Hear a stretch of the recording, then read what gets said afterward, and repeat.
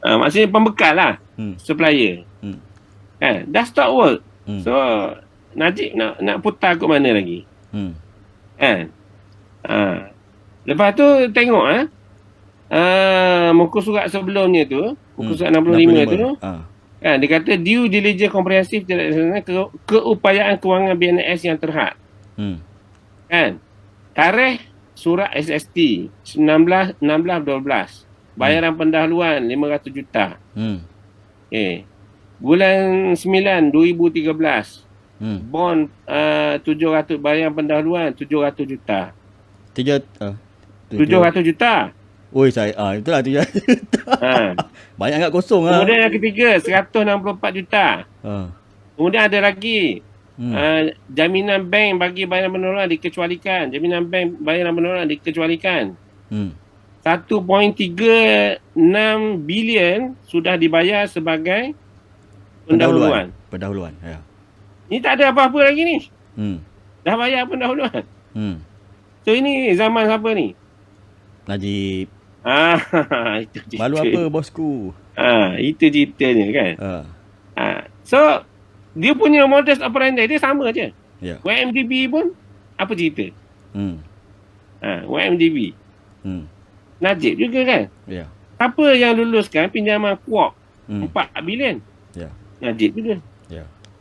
So Najib ni seolah-olah macam orang yang bermasalah. Bila pergi je ke mana-mana tempat, habislah duit dia sapu. Tak tahulah dia sapu ke, kroni sapu ke apa ke. Tapi ada somebody lah yang sapu zaman dia ni. Kan? Lepas tu, tengok muka surat yang sebelumnya tu. Muka surat 65 kan. Dia tu. JKS dah buat finding. Bukti pandangan TLDM tidak ada ambil kira. Itu pilihan TLDM. Dia kata tiada syarat pakej CMS. CMS ni sistem nak operasi. Daripada pengeluaran sama. Maksudnya, kalau kita ambil Sigma, kita boleh ambil sistem bukan daripada pembekal kapal tu. Yang buat kapal tu, kita boleh ambil daripada orang lain. Dia boleh integrate dengan sistem.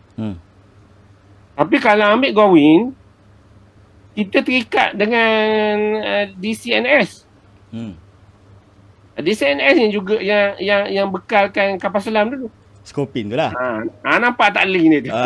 Itulah cerita dia. Kalau Z ingat, di Perancis sudah ada satu inquiry jenayah terhadap DCNS ni. Dengan apa atas alasan rasuah. DCNS ni? Z boleh Google. Masa tu pun disebut juga nama Razak Baginda pun juga disebut masa tu. Dalam tu.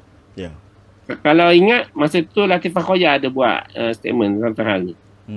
Tapi akhirnya Razak Baginda tu dia orang drop, dia orang proceed dengan DCNS saja. Kemudian disebut situ proven design oleh Tentera Laut Indonesia dan Tentera Laut Maghribi. Maksudnya kapal ni dah Sigma ni orang dah pakai. Tapi kalau Gowin dia masih di peringkat orang kata prototype. Malaysia ni dia suka betul prototype ni. Semua prototype. Akhirnya bila prototype tak pernah terbukti, rosak sana, rosak sini. Duit lagi. Duit lagi. Itulah ceritanya kan. Itu je. Mudahnya duit lagi. Kemudian ada proven track record Sigma. Lepas tu combat management system. Konsep teknologi komputer, architecture dan prosesor terkini dalam pasaran. Tak ada. Tak ada isu obsolete. Usang. Tapi kalau CMS statis tu, itu sistem yang akan digunakan pakai. Teknologi server akan obsolete dalam 5-10 tahun. Kemudian rekod integrasi seragam antara 10 dengan 11 peralatan pilihan TLDM. Lepas tu Gowin masih dalam pembangunan ke atas French Navy dan Tentera Laut Maghribi. Hanya boleh integrasi dengan hanya satu peralatan pilihan. So kalau Z tahu atas kapal ni dia macam-macam tau. Dia ada missile launcher lah, ada macam-macam lah benda yang kita boleh add on. Kan? Jadi bila pakai Sigma ni, kita boleh macam ginilah kan. Kita beli komputer, kalau HP kata nak pakai Apple lah, kita kata Apple. Kalau siapa yang pakai Apple produk, dia tak boleh masuk orang lain kan punya kan. Betul. Dia mesti Apple juga. Tapi kalau beli Android, dia boleh masuk. Sebab dia kongsi platform. Jadi kalau beli Gowin, kita tak boleh. Kita hanya boleh dengan manufacturer tu je. Manufacturer tu pula belum terbukti. Benda masih prototype. Kalau Apple tu tak apalah, benda dah terbukti. Jadi itu ceritanya. Kan? Jadi sebab itulah TLDM ni dia berkeras nak pakai Sigma ni. Tapi kita dah terlanjur dah sampai peringkat ni, saya rasa terpaksa jugalah pakai Gowin kan. Jadi ni satu lagi pelik kalau tengok slide yang sebelumnya tu muka surat 64 kot. 64 64 kan. Pemilihan reka bentuk kelemahan perancangan reka bentuk. Tengok A tu. Reka bentuk kapal dan combat management system. Ditentukan oleh kontraktor. Kontraktor yang tentukan. Ini saya sebut study. Kontraktor tu bukan TLDM tau. Yang peliknya, kau tengok tu. 26 Mei 2011. Zahid Hamidi setuju dengan Sigma. Yang Belanda punya. CMS Tacticos daripada TAIL, Perancis. Tak sampai 6 minggu, 11 Julai, 26 Mei, 26 Jun, 11 Julai. Dalam masa 6 minggu, Zahid dah tukar pula. Nak Gowin pula lah. Jadi, sebab itulah Tan Sri Aziz tu kata tidak pernah berlaku pemilihan reka bentuk ditentu oleh kontraktor dan bukan oleh pengguna. Yang nak guna TLDM. Tiba-tiba kontraktor kata, kau pakai Gowin. Yang bengong punya sistem. Kan? Kita nak pakai, kita ikut suka kita lah, kita yang bayar. Yang kau nak diktik nak pakai Gowin apa pula, yang menteri pula boleh setuju, tak apa hal. 6 minggu dia dah berubah fikiran. 6 minggu boleh berubah dengan benda yang sebesar ni, yang bernilai, yang melibatkan bernilai bilion-bilion ringgit ni, 6 minggu. Keputusan pula tak bincang dengan TLDM. Jadi memang Malaysia ni satu negara yang ajaib. Jadi kalau orang tanya,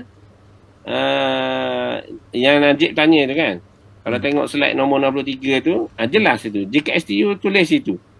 Penghantaran LCS pada 1 April 2019 gagal dilaksanakan. 1 April ni